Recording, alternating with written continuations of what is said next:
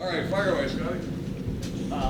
Can we just get the name and affiliation again? Scott Burnside, ESPN.com. Can we talk a little bit more about your goaltending plan? And I mean, it seems simple. You got 3 goalies, you got 3 exhibition games. It's not that simple. No. Do you know what your one period each? I think we do, but I'm not going to tell you right now. But I think we do.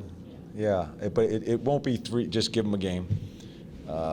No, I think by the 3rd game we have to have a pretty good understanding of what 1 and 2 is, which obviously turns in the other guy's number 3.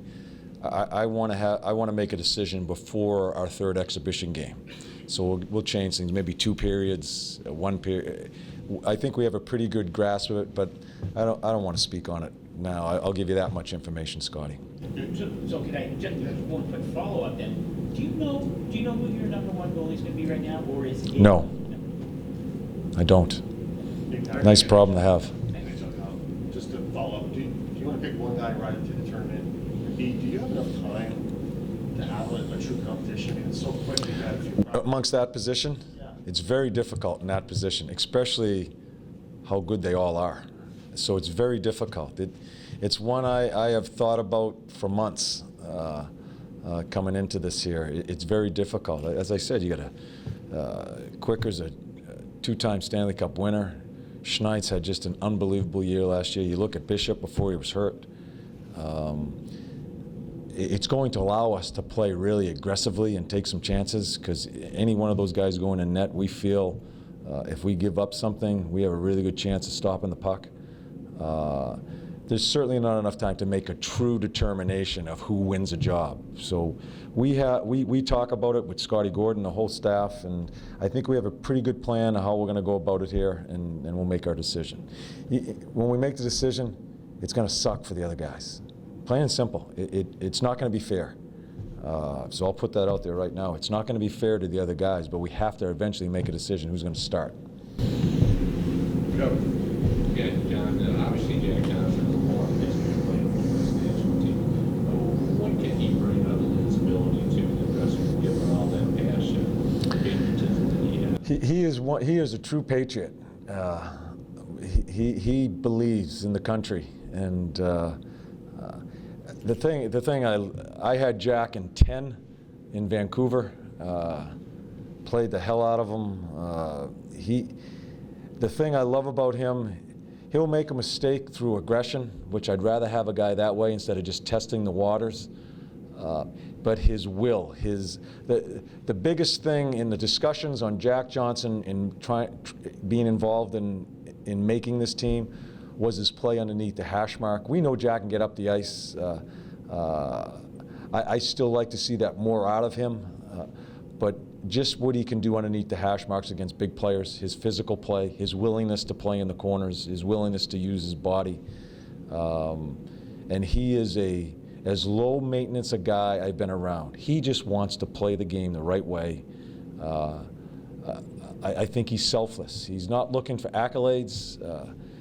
He wouldn't be in this business at this level if he didn't have an ego, but he has the right type of ego, that it's not about him. It's about, especially in this situation, his team and his country. That's really neat to have in this short period of time when you're trying to build this type of camaraderie. Hey, John, Terry Coach again from us. How do you best take advantage of what Patrick Kane brings to this team? Get out of his way. Yeah, I'm going to stay out of his way. I want him to be as creative and as free as he can be offensively. I think I'm not going to look for a lot of great defensive plays from him in this short tournament. He has matured. I mean, we all see that. I listened to him speak throughout the year, this past year. You know, a lot of things have gone on with him, obviously, and I look at him now, just talking to him a couple of times one-on-one here in the past couple of days. You can see the maturity. I'm not worried about him giving the team back some stuff when it's away from the puck, when he doesn't have it. But I want him thinking about just be creative. So we're going to stay out of his way and let him do his thing, because he legitimately is one of the most dangerous players in the world. And what the hell am I going to do to coach that? The best thing to do is stay out of the way, and that's what I'm going to do. The follow-up to that is, we won the scoring race last year by 17 points. As an opposing coach, and you didn't see him all the time, of course. Yeah. What was he doing that set him apart from everybody else? Yeah, I don't know how Joel coaches him, but he's doing something right, because I just think he is just so spontaneous. He is. That's what the game of hockey is. This is what I complain about with, I'm going to couple this in a little bit with all these analytics and stuff like that. The analytics are so false within our game because it's such a spontaneous, creative game in all different situations. I think he thrives in that. He doesn't know what he's doing when he's playing. And that's what's so great about him. It just comes to him. And it's certainly something you can't teach. That's just an innate ability that he has. And yeah, he was probably one of the, obviously he was the scoring leader, but he was probably one of the best players in the league right on through. There's a guy that had a great series in Pittsburgh there, that's center Crosby, who really turned it on in the playoffs. Man, and that's what I love about Kaner. He's a different guy. He's got a different personality, but I just see just a great maturity in him right now.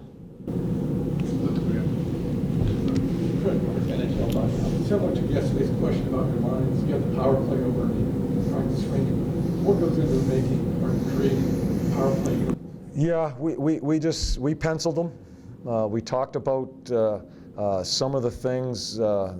Phil's going to run it, and talked about some of the mechanisms that he has in his power play with the breakouts, as far as people getting the puck up the ice, some of the things within the zone. Again, I still have some other guys who are on the other rink waiting for him, the power play to come back. There's some pretty good power plays on that rink too, power play guys. So don't get locked into it. We want to try it that way probably in our first exhibition game, and then we'll see where we go. And but yeah, Phil Housley has been. I watched his presentation today in front of the team. It's pretty impressive as far as some of the things he's looking for. And that has come into our thinking as far as those 10 guys over there to start our tournament, our exhibition series. Hi, John. Allison Lucan, Blue Jackets. Hey, Allison. How are you? Very good, thanks. I know your focus is on the team, but how neat is it to have this part of the team's process happening here in this market? You know, like I told, like my Columbus trainers are here, my equipment guys are here. We've got a lot of young kids here that are going to be going to Traverse City. It's nice, it's our team, and so we kind of control the locker room, how we run it. We're all grouped together.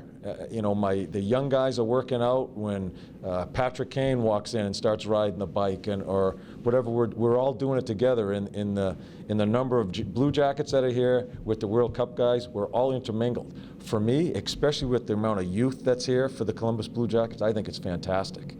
They get to see some of the guys that they probably looked up to as they've gone on their journey to get to a training camp. So it's crazy how it happened, because I wasn't hired as a coach here prior to this being scheduled to start here. So for me, it's a win-win as far as what's going on in that locker room.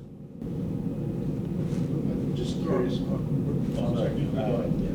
FoxSportsNet.ca. How beneficial is it for this particular group that this tournament's taking place on small ice as opposed to the big ice? This team here? Yeah. Well, it definitely came into our thinking as far as how we built it, yeah. It's going to be a blast out there. I mean, Toronto's such a great hockey city, and just the passion of Canada with their World Cup. To have that type of atmosphere in a small building where you can't run and hide in these type of buildings, and that certainly came into our thinking on how we want to play and some of the personnel that we brought in to play. Just curious, Kane's often not played with the #1 center. So just curious why you thought he and Pavelski would click. Well, Kaner's going to be moved all over the place. He's not going to be locked into Joe. Kaner's going to be kind of a rover for me and bouncing around in a lot of different situations. I think that will. That's one thing. You talk about coaching him. I want to try to maximize him, and he's going to play. He's going to play in a lot of different situations, and so he won't be just with that line. He'll be bounced around quite a bit.